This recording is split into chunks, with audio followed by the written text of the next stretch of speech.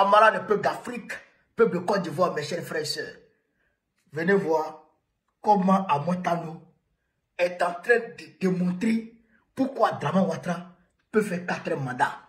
Frère, Amontano qui s'est insurgé vis-à-vis du 3e mandat d'Alassane Ouattara devant tout le monde ici. Hein. Il est devenu conseiller spécial de Ouattara. Maintenant, il dit que Ouattara peut faire 4 mandats. Frère, on va suivre la vidéo. Et puis, bon, on va décortiquer. Sinon, il y aura mal. Ça là, partagez au maximum les décortiquages. Partagez au max. Partout à travers le monde entier. Ben, ça là, si on ne décortique pas, il y aura mal. On l'écoute, hein. Et puis, bon, on va décortiquer. On est parti. Vous êtes induit en erreur par des juristes. Voilà. Mais je peux vous démontrer en quoi le président a le droit de faire un nouveau mandat. Tout de suite, c'est pas long, hein. Allez-y. Voilà. Écoutez, hein. Vous avez la une voiture. démonstration. Elle a 10 ans. Elle a 100 000 km. Elle vous fatigue. 1, 2, 3, elle va en révision. 1, 2, 3, elle va en révision. Quand elle va en révision, changez une pièce. Ou bien on vous dit, on peut la réparer, vous réparez. Et puis au bout d'un certain temps, vous en avez assez de cette voiture. Vous avez fait 3, 4 révisions. Vous dites, là j'ai un peu d'argent, je vais vendre cette voiture, ajouter l'argent et acheter une nouvelle voiture. Quand vous achetez la nouvelle voiture, les 100 000 km là, on ne les prend pas pour ajouter sur les 0 km de la nouvelle voiture. Non. On est d'accord? On est d'accord. C'est une nouvelle voiture. La Constitution, c'est la même chose. Il y a eu 4 révisions constitutionnelles. 4. 2 sous Gbagbo. En 2005, Gbagbo, c'est juin et juillet 2005. Il fait 2 révisions.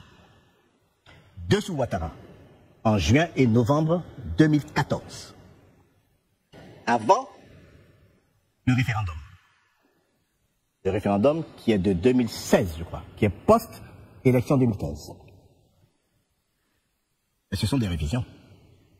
On est toujours dans la 2e République. C'est comme la voiture. À un moment donné, on a fait 4 révisions. Et il faut toujours toucher maintenant à des choses plus fondamentales, au fondement de la Constitution. À ce moment-là, on dit, non, écoutez, là, on va faire une nouvelle Constitution. Écoutez, les révisions, on n'a pas soumis à référendum. Mais la nouvelle Constitution, on a 2 possibilités. Soit le référendum, soit les 2 chambres réunies en congrès. On a choisi le référendum qui est plus démocratique. Même si la loi autorise le congrès. On va au référendum. Mais une fois qu'on va au référendum, qu'on a fini, c'est une nouvelle voiture. C'est une nouvelle constitution. C'est une nouvelle république. Le passif, c'est fini. Mais l'opposition ne l'entend pas de cette manière. oreille, Non, mais ça, c'est leur problème, madame. Moi, je vous parle de la loi. Le passif, c'est fini. Nous sommes dans une nouvelle constitution, donc dans une nouvelle république.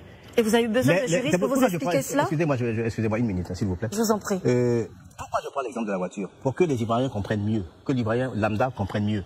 Sinon, entre nous, je vous dirais simplement, c'est pas rétroactif, ça ne rétroagit pas. Ça veut dire que tout ce qui est le passé, c'est fini. Sinon, il eût fallu prendre des mesures transitoires ou des mesures spécifiques pour dire, même celui, malgré la nouvelle constitution et la nouvelle république, même celui qui a fait déjà 2 mandats, il ne peut plus. Ça n'existe pas dans cette constitution. C'est de la mauvaise foi.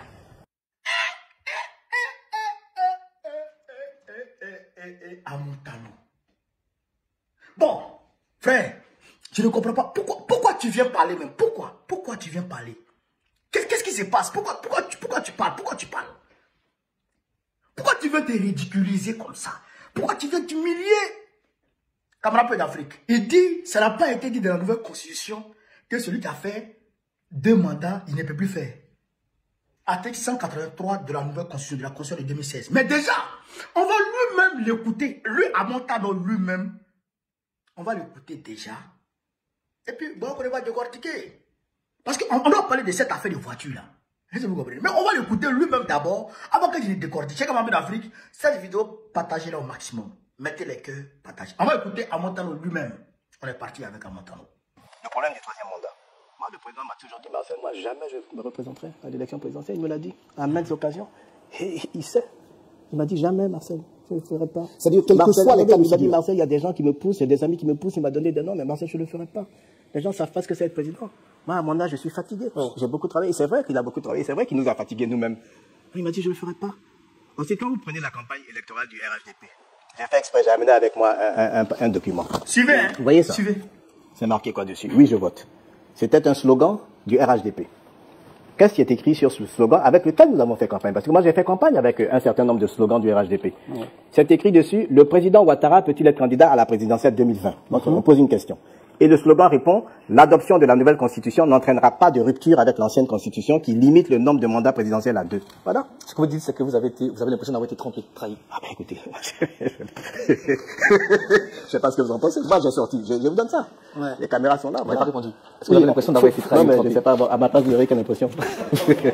Non, sauf que nous ne sommes pas à votre place. On veut à la limite vous l'entendre dire, monsieur le ministre. Est-ce que vous pensez ça? Moi je sais qu'on m'a convaincu d'aller faire campagne sur des thèmes. Ouais. Et puis qu'aujourd'hui, quand je retourne à ma base, je vais voir mes militants, ils me disent, mais, monsieur le ministre, vous êtes venu nous dire des choses ici, aujourd'hui on entend autre chose. C'est tout. Donc moi je suis désolé. Et puis vous savez, écoutez. Donc à l'époque, la position du RHDP lui-même, c'était que le président ne pouvait pas faire de troisième mandat. Bon, je ne vais pas vous citer le ministre Sankambilé, le ministre Bakongo, etc., parce que je ne vais pas rentrer dans cette polémique. Mais laissez même ce côté légal, laissez de côté. Mais le côté moral. Le Congrès, vous savez ce que c'est le Congrès? C'est l'Assemblée nationale plus le Sénat. C'est le Parlement, réuni en congrès, une seule chambre. C'est ce congrès qui a validé la dernière modification constitutionnelle de 2020. Donc c'est quand même une instance élevée. Et c'est devant cette instance que le président nous dit « je ne serai pas candidat ». D'accord? C'était le 5 mars. Et puis le 6 août, le lendemain du jour où je l'ai rencontré d'ailleurs, et il ne me l'a pas dit, il ne m'a pas dit « Marcel, je serai candidat demain ». Il dit « maintenant je suis candidat ». Bon, c'est un problème moral. Quand on a donné sa parole, il faut la tenir.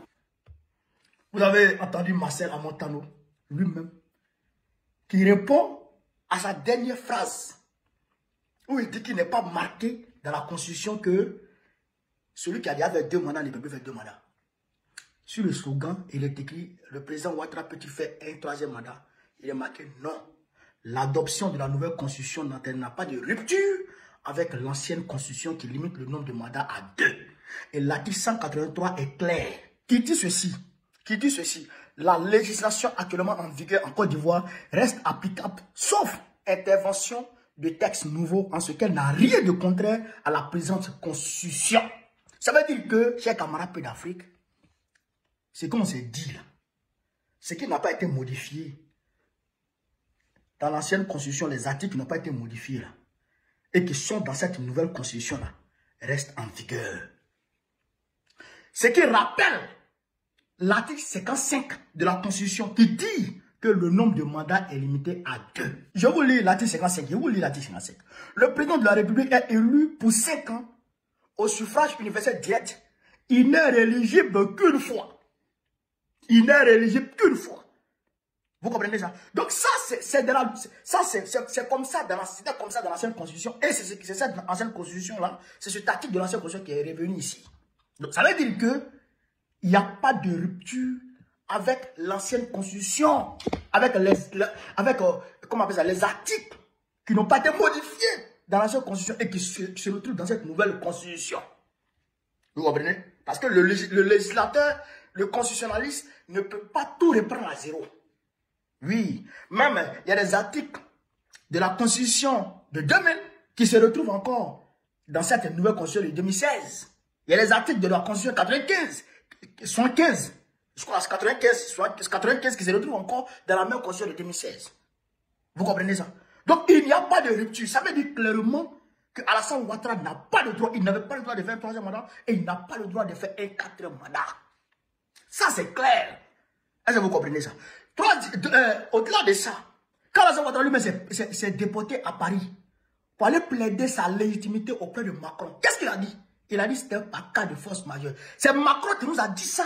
Macron nous a dit que Draman Ouattara lui a dit que c'est pas cas de force majeure. Il n'a pas pu sortir la constitution pour dévoiler ça devant Macron. Parce qu'il sait que Macron va lui dire non, tu peux pas me sortir cette constitution. Puisque toi-même tu avais campagne conformément à l'article 183 qui t'interdisait de faire un 3e mandat. C'est clair à ce niveau-là. Il n'y a même pas de débat à ce niveau. Alassane Ouattara ne peut pas faire un 3e mandat et il ne peut pas faire un 4e mandat parce que la constitution qui lui interdisait de faire un 3e mandat, la même constitution est en vigueur. Il ne peut pas faire 4 mandats. Ça, c'est clair. Maintenant, Amontano vient nous parler de voiture. Vieille, vraiment, tu pouvais tout dire sauf ça. Non, tu es ridicule. Tu es ridicule. Tu vas comparer une constitution à a un véhicule. Une constitution a un véhicule. Non, en fait, plusieurs révisions. Quand tu fais plusieurs révisions de ton véhicule, donc ça fait que il faut changer la voiture. Et donc le kilométrage qui était sur l'ancienne voiture ne va pas te déporter sur la nouvelle voiture. Mais tu es fou. Tu es devenu fou. Voici les Français. Depuis 1958, ils sont passés à la 5e République. Depuis 1958, ils sont passés à la 5e République. Jusqu'à aujourd'hui, ils font des révisions. Ils font des révisions. Ils font des amendements. Je crois, le dernier amendement date, c'était quand là? C'était sous Macron là.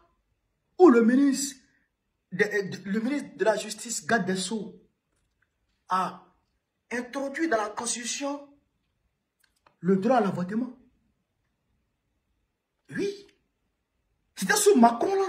Je crois son deuxième mandat là. En 2022-2023.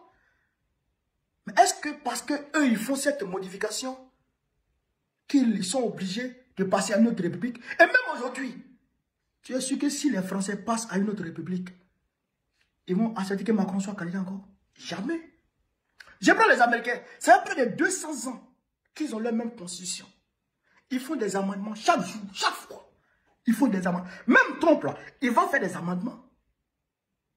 Il va faire des amendements. C'est vrai qu'il signe les décrets, les ordonnances et tout, mais il va faire des amendements dans la Constitution.